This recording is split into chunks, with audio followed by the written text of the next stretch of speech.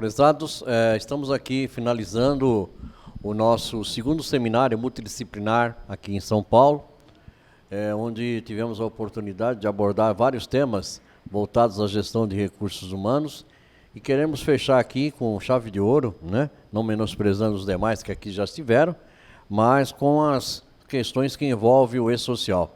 Então nós definimos aqui um tema que está aqui presente, uma das expertises em e-social, que é o professor Odair Fantoni, que é o responsável pela revista RH e é consultor dentro do próprio Ministério do Trabalho nas áreas de suporte de informações do e-social. Então nós escolhemos aqui como tema novas normativas do e-social, PGR, GRO e a relação dos serviços de segurança do trabalho com terceiros, né? O Odair é jornalista, é companheiro nosso já há um bom tempo, faz parte da assessoria de e-social aqui desse sindicato profissional.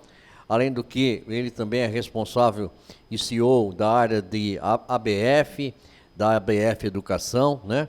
E, obviamente, responsável lá pelo portal da revista RH. Profissional há mais de 35 anos na área de gestão de recursos humanos. Ao longo da carreira, já exerceu suas funções em várias empresas como consultor de RH, assessorou centenas delas, como Itautec,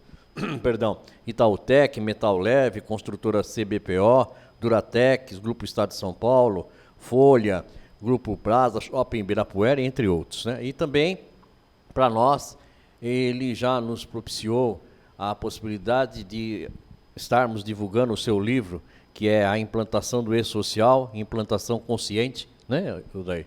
Então eu queria agradecer muito você estar aqui novamente, fazer parte desse grupo, fazer parte deste evento e nós desenvolvermos essa palestra que hoje ela se caracteriza aí por uma série de ainda questões duvidosas, né?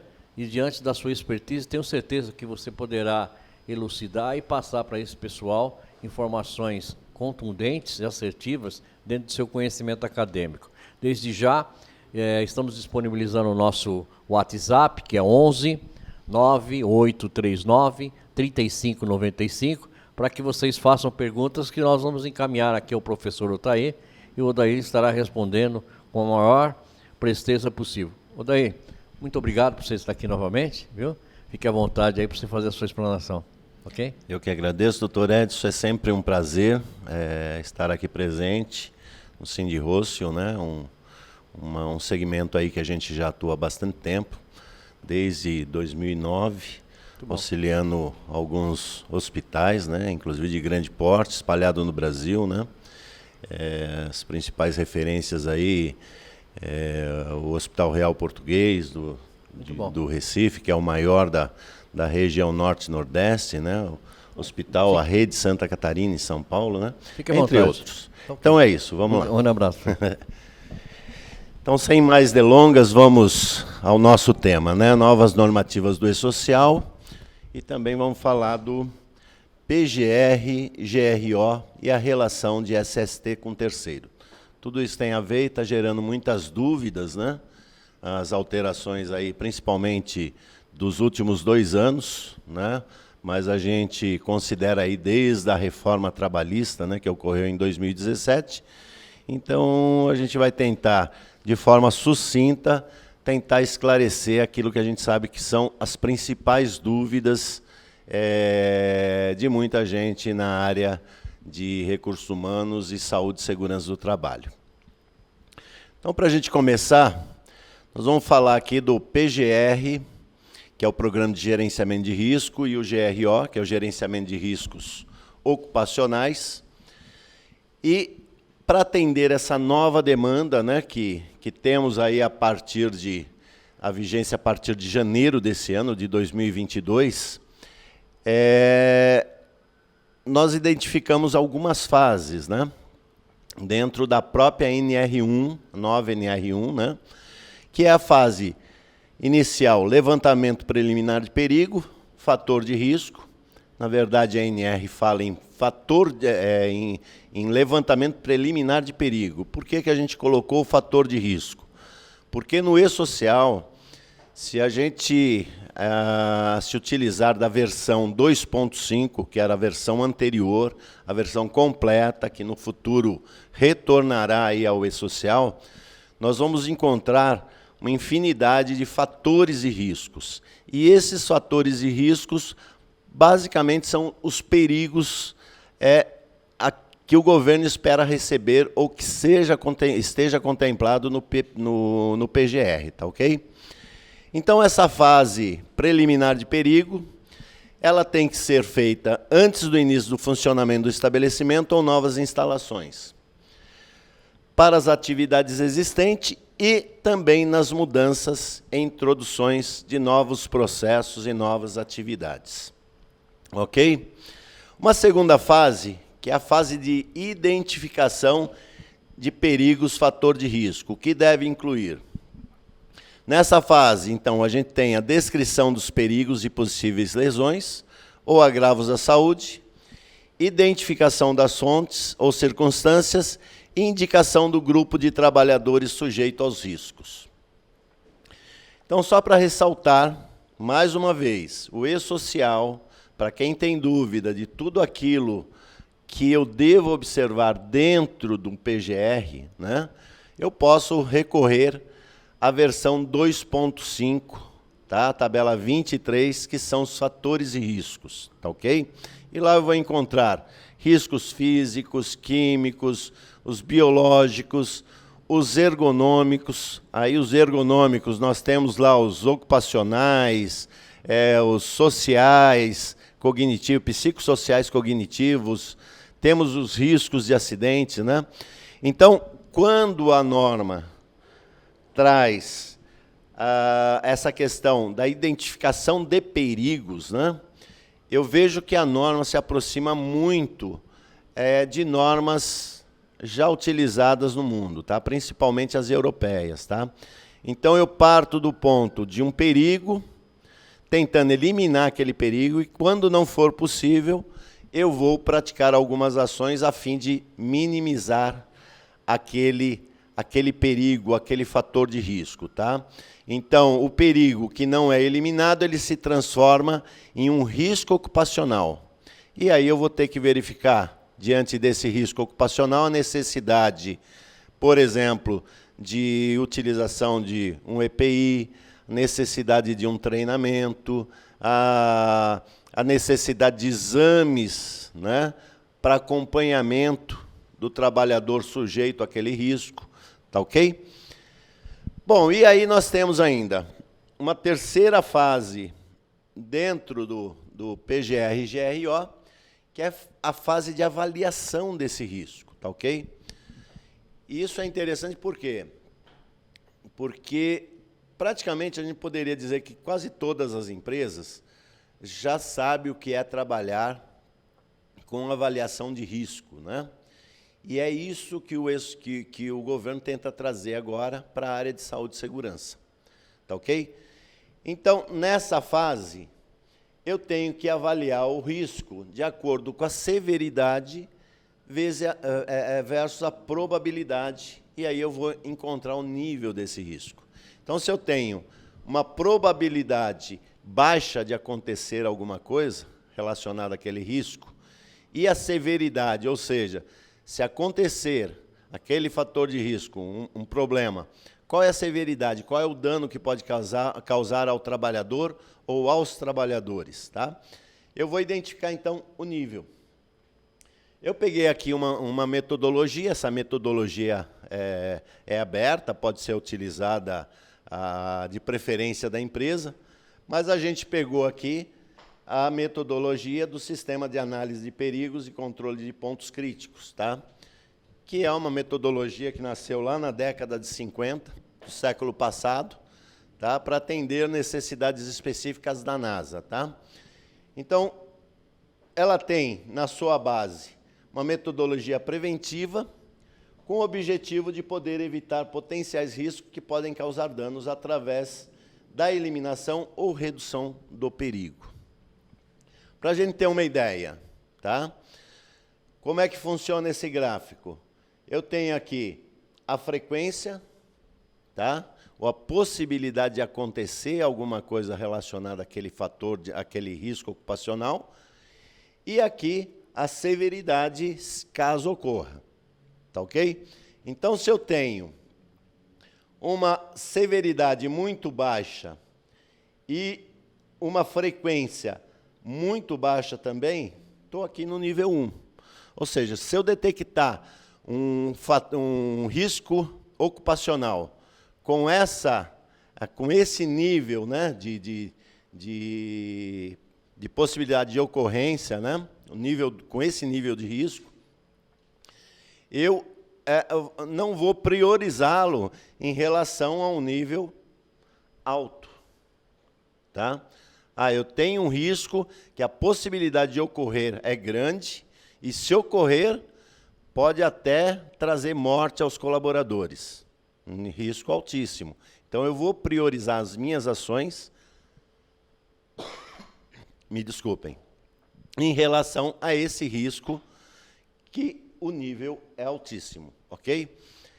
Agora, a empresa é livre para utilizar a metodologia de avaliação que ela bem entender, tá ok? Vale ressaltar o seguinte, o gerenciamento de risco, ele me obriga que eu tenho que fazer uma revisão, né, de todos os fatores de risco, de perigo a cada 2 anos, tá ok? Entretanto, se eu utilizar um sistema de gestão de risco, tá? Tipo um ISO, alguma coisa assim, eu posso fazer essa revisão a cada 3 anos. Entretanto, PGR, GRO é dinâmico, ou seja, todo dia eu tenho que estar olhando para ele. Então, nesse aspecto, a gente costuma dizer que se torna quase impossível trabalhar com GRO, PGR, se eu não tiver a utilização de um aplicativo, um sistema informatizado que permita esse acompanhamento. Ok? Bom, e quando a gente fala, então, das ações, né, que eu tenho aqui que adotar em relação ao nível, obviamente que eu vou olhar para as normas, para as NRs, né? Se eu tenho lá um perigo, tá? Então, fiz meu levantamento preliminar de perigo e detectei que na empresa tem lá uma mesa com canto vivo. Nesse momento, eu consigo eliminar aquele perigo? Se eu consigo, já nem vou transformar aquilo em um risco ocupacional. Tá ok? Agora, se eu tenho lá, por exemplo, uma máquina com nível de ruído elevado, 100 decibéis, tá ok? Tenho como eliminar aquele perigo? Não, não tenho. Vou ter que fazer as ações. Vou ter que realizar as ações. Quais são as ações aí? Bom, aí tem algumas que já são obrigatórias, independente do nível do risco ocupacional. Mesmo que esteja lá num nível baixíssimo, tem obrigações que eu tenho que seguir, de acordo com a norma. Por exemplo, operação de máquina. Dependendo da máquina, sou obrigado, antes de colocar o trabalhador para atuar naquele equipamento, ele vai ter que receber o treinamento obrigatório. Tá ok? Eu vou ter, se tem um ruído elevado, pelo menos tentar reduzir o nível de ruído adotando o quê? Um EPC ou então um EPI. Tá? Isso é obrigatório, independentemente do nível do ruído, do risco que eu determinei. Ok? Bom, no caso dessa metodologia, né, que é o sistema de análise de perigos e controle de pontos críticos, tem 7 princípios aí que a gente deve observar. Primeiro, identificar os perigos e medidas preventivas. Tá ok? Identificar os pontos críticos de controle, né? Estabelecer limites críticos para cada medida associada a cada ponto crítico de controle. monitorizar, controlar cada ponto crítico de controle. Estabelecer medidas corretivas para cada caso de limite em desvios, tá? Então, a gente percebe que até aqui está muito de encontro com tudo aquilo que o PGR e o GRO estabelece na nova NR1, tá ok? Então, essa metodologia eu considero uma das mais adequadas e ela vai muito de encontro com aquilo que está na NR1. Ainda temos estabelecer procedimento de verificação, criar sistema de registro para todos os controles efetuados. Tá? Então, tudo que nós temos na NR1, basicamente se resume nessa metodologia, tá ok? De avaliação dos riscos, né? Então, aquela história de que eu tenho que fazer uma revisão a cada 2 anos, se eu utilizar se eu não utilizo um sistema de gestão, ou a cada 3 anos se eu utilizar um sistema de gestão tipo ISO e tal, eu não posso pensar somente nesse aspecto. Por quê? Porque o próprio PGR, diante da norma NR1, que eu vejo está em total conformidade com essa metodologia, ele me leva a cada mudança no ambiente de trabalho, né, uma nova introdução de um equipamento, um equipamento novo, ou uma alteração naquele equipamento, faz com que eu tenha que reavaliar as condições ambientais, refazer o meu PGR. Ok? Isso vale para os riscos químicos, por exemplo, a introduzir no ambiente um novo produto químico. Tá? Tem que fazer a revisão. Tá ok? Na verificação dos exames complementares, tem um indicativo lá que não está muito legal a questão de alguma coisa, algum risco ocupacional. Eu tenho que rever essa situação, independentemente se está nesse prazo de 2 ou 3 anos. Ok? SST e terceiros. Bom, quanto a essa questão de PGR e os impactos também, porque tudo isso, no final, eu vou ter que estar direcionando para o e-social, por enquanto, na versão simplificada, somente aquilo que tem relação com a aposentadoria especial, que são as questões previdenciárias, né, os riscos que impactam nas questões relacionadas à aposentadoria especial ou previdenciárias, mas no futuro bem próximo, assim que finalizar a revisão das NRs, praticamente todos esses riscos eu vou ter que direcionar em tempo real aí para o e-social, todas as ações relacionadas a eles, tá bom? E aí a gente entra nesse outro tema, SST e terceiros, né? Então, existe muita dúvida aí, né? Por exemplo, quando o terceiro precisa prestar uma informação para a Previdência Social, por exemplo, através do PPP, se é uma obrigação dele, se é uma obrigação da contratante, né? Ou então o exame médico, quem deve realizar o exame médico, né? No caso de um trabalhador terceiro, se a responsabilidade é da contratante ou se é da contratada, né? Entre outras atividades aí que são estabelecidas dentro das normas previdenciárias e trabalhistas. Bom, a primeira coisa que eu quero dizer quanto a isso é que existe um trabalho do governo federal buscando a unificação dos processos e das obrigações previdenciárias e trabalhistas. Tá? Então, hoje, quando a gente fala, por exemplo, na questão do ruído, fica aquela dúvida, devo utilizar o Q3, o Q5, né? Para estabelecer lá os limites de ação e de tolerância, tal, né? Então, o Q3 utilizado pela Previdência. Q5 pelo trabalhista, tá? Muito provavelmente isso vai ser unificado, tá? Então, vão ter indicadores únicos a serem utilizados, tá? Mas também assim, por exemplo, eu pego uma norma previdenciária que me fala expressamente que o LTCAT, por exemplo, é uma obrigação da contratante.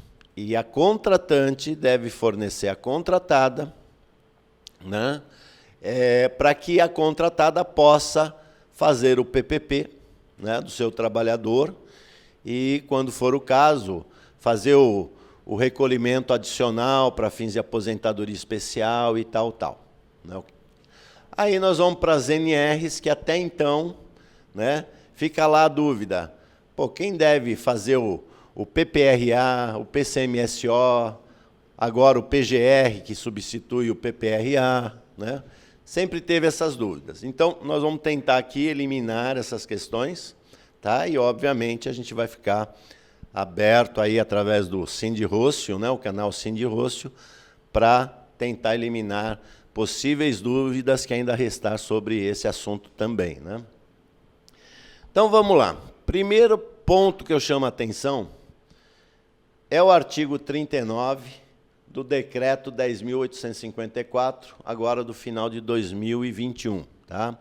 Então, toda aquela revisão de normas, né, que foi feita no mês 11 do ano passado, né, o decreto já deixou claro que a empresa contratante será responsável pelas informações relacionadas às condições de segurança, higiene e salubridade dos trabalhadores quando o trabalho for realizado nas suas dependências ou local previamente convencionado em contrato, que é o que chama intramuro.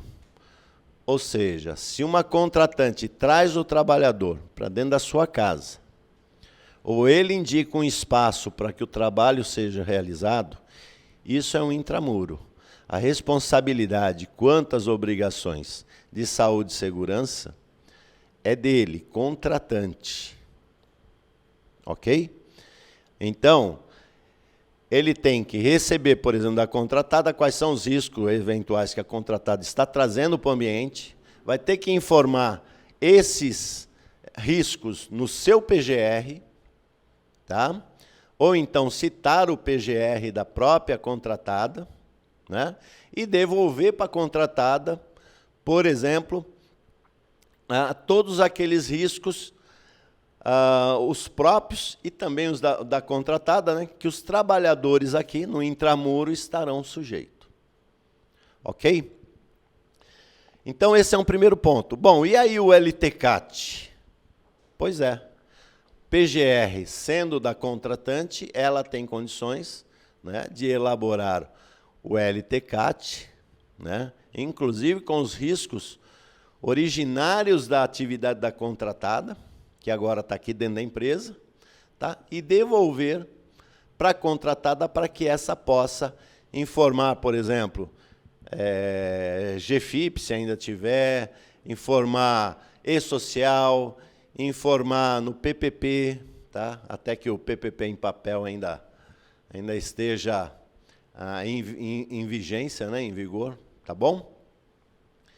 Então, artigo 39, decreto 10.854. Gente, tudo isso aqui está em conformidade, tanto com a lei 6.039, lá de 74, que foi revista, né, em 2017, por volta da reforma trabalhista, como com a Lei 8.213, que trata dos benefícios previdenciários, a 8.212, que trata da arrecadação previdenciária, e a própria CLT, tá bom? Também temos aqui, ó, na NR1, subitem 1.582, o PGR da empresa contratante poderá ou incluir as medidas de prevenção para as empresas contratadas ou referenciar os programas das contratadas. Ok? Então, uma coisa ou outra. Tem empresa contratada que é desobrigada, por exemplo, de de fazer o PGR. Se for, por exemplo, um microempreendedor individual, numa determinada condição, não vai fazer. Tá? Uma microempresa, uma empresa de pequeno porte, também tem lá as condições, que ela está obrigada ou não. Então, por isso, existem essas condições. Ou ela insere os riscos no seu próprio PGR de contratante, ou ela referencia os riscos existentes no PGR da contratada. Tá? Isso relacionado a quê? Ao ambiente interno. Tá ok? Uma empresa contratada trabalha para diversas outras empresas. Não, a preocupação é o PGR aqui, do ambiente aqui, interno. Já no subitem 1.583, diz o seguinte: as organizações contratantes devem fornecer às contratadas informações sobre os riscos ocupacionais sob sua gestão, que possam impactar nas atividades das contratadas. De quem que eu falei mesmo que é a obrigação do LTCAT? Da contratante. A contratante deve fornecer o LTCAT à contratada. E a contratada vai mandar a informação para o E-Social desses riscos, né? Como também, por exemplo, vai colocar as informações no PPP. E aí eu pergunto, se eu tenho um trabalhador contratado na modalidade terceiros, tá? Veio para o ambiente da contratada. Aqui tem, por exemplo, o risco ruído que não foi eliminado, que é um risco que dá direito à aposentadoria especial. Eu, como contratante de serviço, qual o cuidado que eu tenho que tomar? Primeiro, mandar o LTCAT para a contratada. Segundo, saber se a contratada está recolhendo o adicional RAT. Terceiro, verificar a nota de prestação de serviço, se tem lá o acréscimo correspondente, né, de 2%, 3% ou 4% aos 11%, inicialmente. Muita gente não observa isso. Tá? É uma obrigação que a contratante tem que validar. Porque qualquer situação de não adequação pode recair sobre ela essa questão. Tá bom? Agora, gente, que fique bem claro, isso são situações para o trabalho intramuro. Tá? Quando o terceiro, o temporário, vem para dentro da minha empresa. Mas se a terceirização, se houver a terceirização de uma atividade, mas isso é realizado fora da empresa contratada mesmo, aí é um problema da contratada. O ambiente é da contratada. Mas e se a contratante indica um outro espaço de trabalho? Aí é da contratante, é como se fosse um espaço da contratante. Ok? Temos também o item 1584. As organizações contratadas devem fornecer ao contratante o inventário de riscos ocupacionais específico de suas atividades, que são realizados nas dependências do contratante ou local previamente convencionado em contrato. Então, a contratada, aquilo que eu já disse no início, né?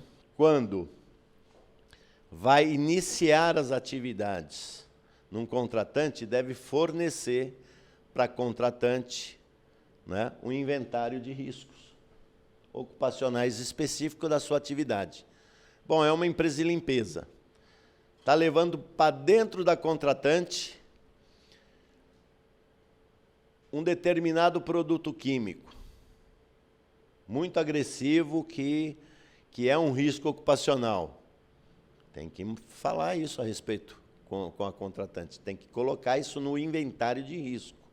Tá ok? Está levando uma máquina lavadora de piso. Tá? Que, de repente, sei lá, pela força que ela tem para fazer a limpeza de piso, numa vacilada do operador, pode causar dano a alguém ou a ele mesmo. Tem que colocar isso no inventário de risco, tá? E aí, o que a contratante vai dizer? Vai fazer? Vai colocar tudo isso no seu PGR. Ou se esse inventário de risco estiver no PGR gerado pela contratada, vai citar o PGR da contratada. Mas ela vai ter que também exercer uma fiscalização sobre esses riscos trazido pela contratada. Ok? Obrigações previdenciárias. Entende-se por serviço de terceiro intramuro todas as atividades desenvolvidas em estabelecimento da contratante ou de terceiro por ela indicado, inclusive em obra de construção civil, por trabalhadores contratados mediante cessão de mão de obra, empreitada, trabalho temporário e por intermédio de cooperativa de trabalho. Então, existe a dúvida, né? Trabalho temporário, né? De quem é a obrigação sobre aquele trabalhador relacionado às questões de saúde? Gente, é da contratante, tá? Eu, por exemplo, entendo que até o ASO é obrigação da contratante. Tá ok? No caso do temporário. A empresa de trabalho temporário, de terceiros não, mas do temporário sim. Tá? Quem deve fornecer os EPIs? Contratante. Tá? Ok? Quem deve olhar para tudo relacionado ao temporário é a empresa contratante. Principalmente por quê? Porque ela tem o poder de mando sobre aquele trabalhador. Diferente um pouco do terceirizado, que apesar da norma agora já caracterizar, não, é obrigação da contratante, né? Algumas questões a gente sabe que ASO é da contratada, PPP é da contratada, tudo aí, o mais, né, é da contratada. Mas quem faz toda a verificação e gestão disso é também a contratante. Tá? O que mais que a norma diz? A empresa contratante de serviço intramuro é responsável por fornecer cópia do PPRA, que agora é o PGR, foi substituído, né? Fornecer ainda o PGR da atividade de mineração, tá?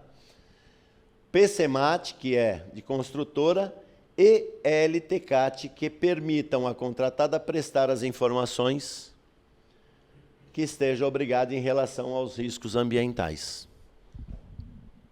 Ok?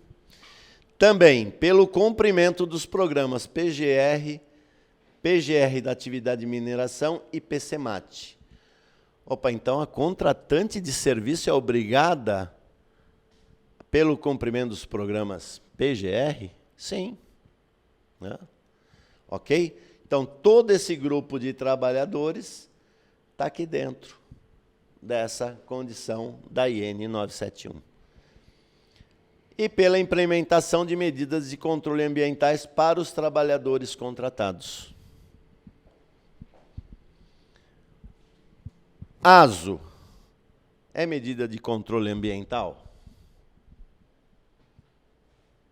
Se dentro do ASO, por exemplo, tem lá os exames complementares, tudo, eu entendo que sim. Tá? Tem gente que entende que não. Mas eu entendo que sim. Ah, mas ela é obrigada a custear isso? Não. Mas ela é obrigada a fiscalizar. Ah, vai vencer o ASO de um trabalhador de uma empresa contratada. Ela tem que estar cobrando isso. Ela não pode deixar passar. Né? Ok? No caso do trabalhador temporário, até a realização desse exame, eu vejo que seria, sim, uma obrigação da própria contratante, tá? E não da contratada. Também temos aqui, ó, no parágrafo 5º, empresa contratante deverá apresentar à empresa contratada os mesmos documentos citados no item anterior para comprovação da retenção adicional de 4,32% aos 11% da nota de prestação de serviço. Está vendo como uma coisa tem relação com a outra? Então, se por um lado, um empregado da contratada, no ambiente da contratante, está exposto a uma condição que dá o direito à aposentadoria especial, a contratada deve fazer esse recolhimento adicional em folha de pagamento. Mas deve também destacar na nota, né, esse percentual de 4%, 3% ou 2% adicional aos 11% de retenção. E, para tudo isso, a contratante também tem que estar de olho, né?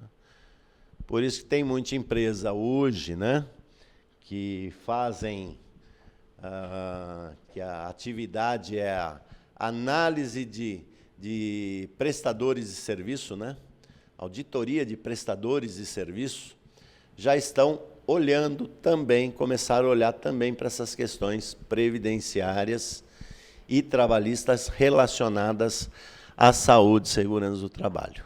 Ok?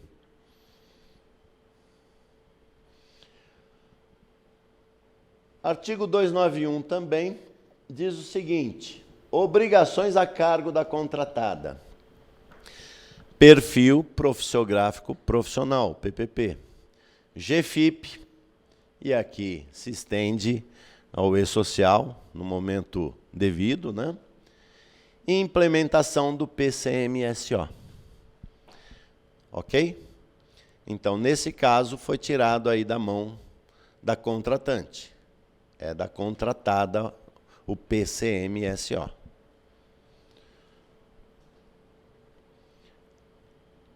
Quanto à aposentadoria especial, é importante destacar o seguinte: artigo 68, decreto 3.048, que é o regulamento da Previdência Social, né? Com base aí nas leis 8.213 e 8.212, todas de 2001.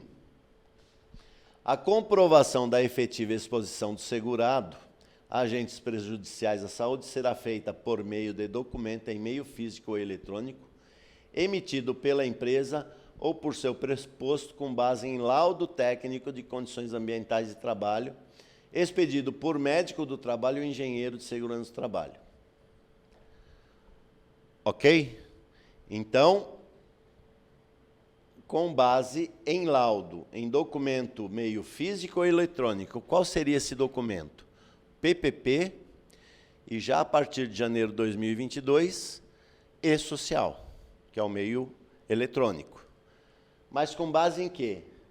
Em laudo técnico. Então, alguns me perguntam, o LTCAT acabou? Não, não acabou.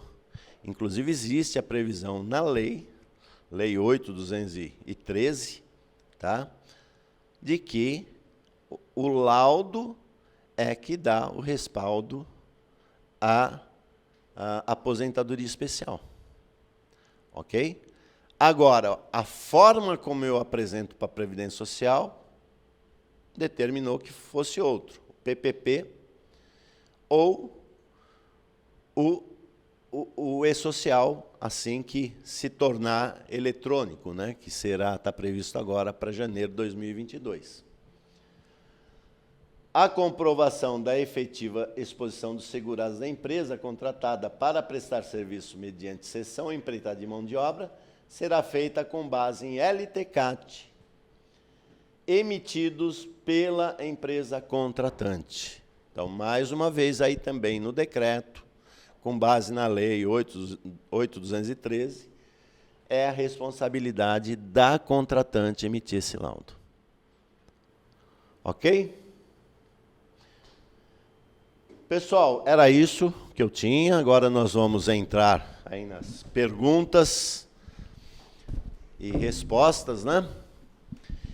E se além dessas perguntas e respostas, outras que vocês tiverem, fiquem à vontade para entrar em contato através do canal do Sindicônsul, que a gente terá o maior prazer em elucidar. Muito obrigado, viu? Queria parabenizar você pela apresentação. E cada vez mais a gente percebe de que não é que as pessoas ainda falam assim, não, mas está extinto o DP, né? O DP não está extinto, certo?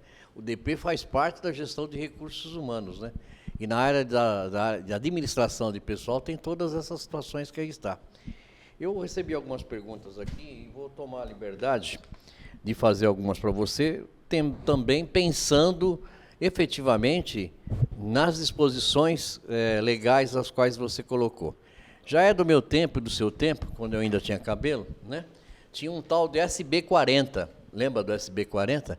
SB40 era aquele que o funcionário, quando ele ia se aposentar, ele tinha que levar lá no RH, na época nosso DP, né?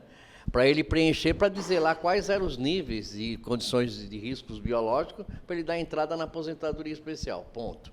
Então, como você disse, né? Através da Lei 8.212, que é o custeio da Previdência, e 8.213, que são os benefícios da Previdência, o LTCAT não morreu, certo? Não morreu. Perfeito, tá. Não morreu. Pergunto, se ele não morreu, se eu hoje sou o hospital, como boa parte das pessoas que aqui estão ouvindo são gestores dos hospitais, contratei lá uma prestação de serviço de higiene e limpeza, certo?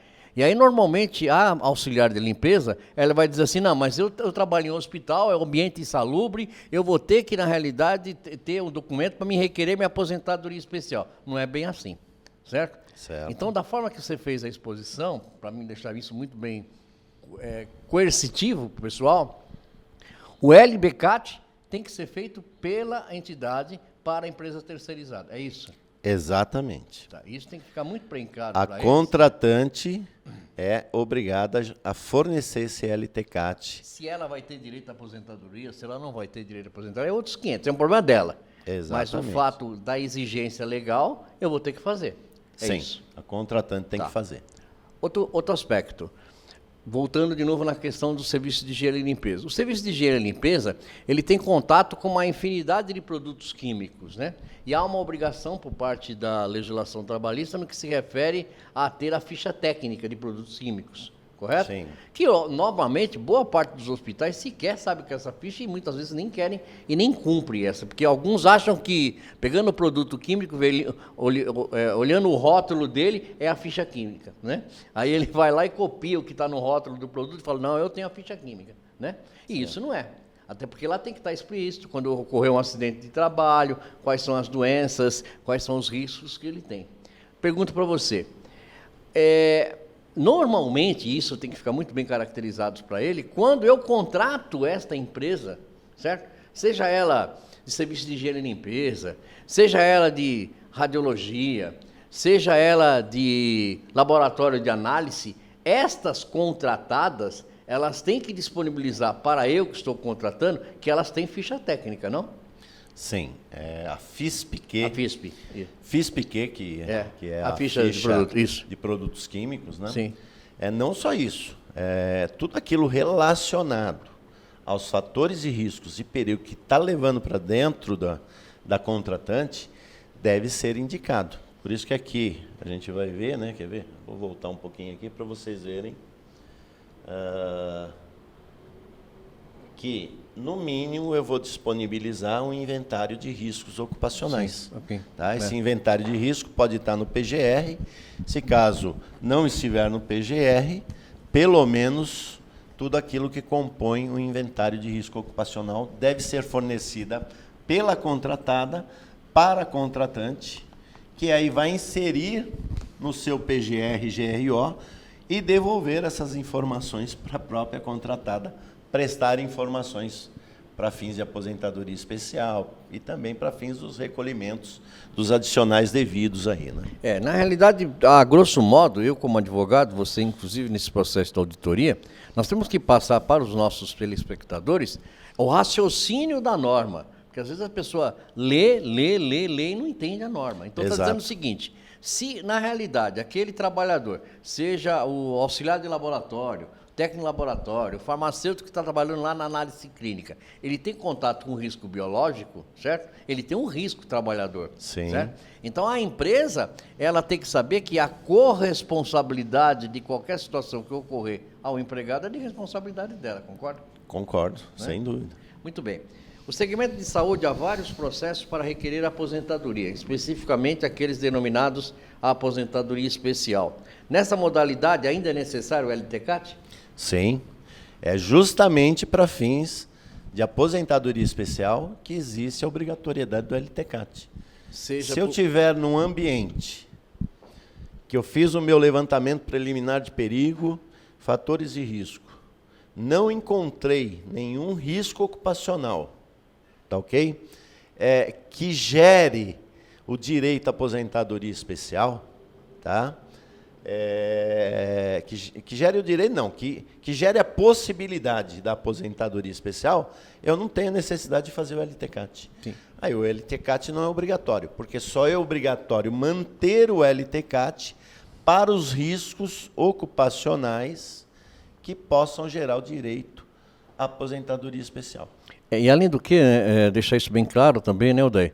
Que não é o fato de que você tenha equipamentos de proteção coletiva, equipamento de proteção individual, que você não queira expor, através do LTCAT, quais são os riscos biológicos, ambientais que tem aqui. Obrigatoriamente você tem o que fazer, não tem como omitir. Até porque, se porventura ele não obtiver esse documento, ele pode ir no sindicato, pode ir na Delegacia Regional do Trabalho e obrigar, como se é uma CAT, não? Exatamente.